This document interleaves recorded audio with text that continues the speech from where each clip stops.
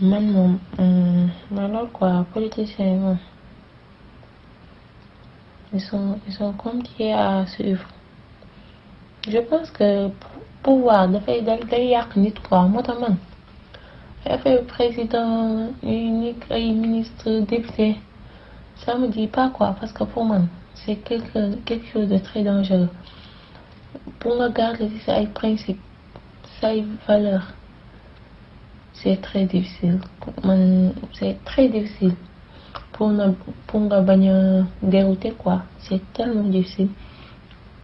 En plus, beaucoup de gens convoitent ces genres de postes alors qu'ils ne savent même pas que déjà si tu postules pour être président, ministre, député et tout ça, directeur et tout ça, tu es responsable de beaucoup de personnes.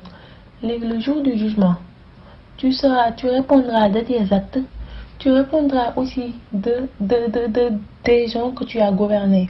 Imagine-toi, man su ma nekkoon député xam nga noonu la ma askan bi laa fi toogal léegi man samay acte rek sama ay péché rek je serai jugé sur ça, je serai jugé sur comment j'étais avec mes semblables, je serai jugé aussi sur mes responsabilités sur 14 millions, c'est 17 millions de Sénégalais, 17 millions de Sénégalais sur ce que j'ai fait de la confiance qu'ils m'ont octroyée.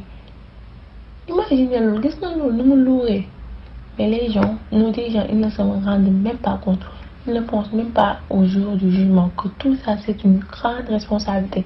Nga na la répondre de tes péchés toi, de comment tu étais avec tes semblables, comment tu étais avec ta mère, ton père, tes enfants, ton mari wala ta femme.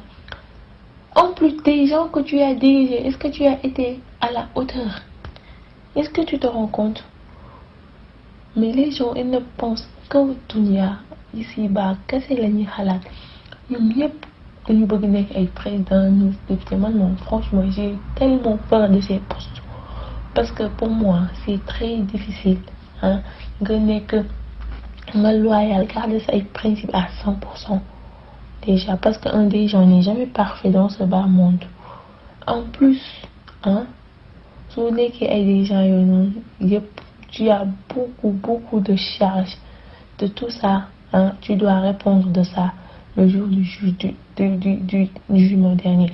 Des millions de personnes, de l'argent qu'ils t'ont donné, de la confiance qu'ils t'ont donné. Et ça, ñoom xamuñu loolu sax ñu grave devant notre Seigneur. Moi, franchement, j'ai peur de ces postes. Vraiment. Xam naa aujourd'hui dina gudd sax mais li ma bëgg wax yëpp xajul ci audio bi. Franchement, je suis peinée, je suis attristée des dirigeants de nos jours.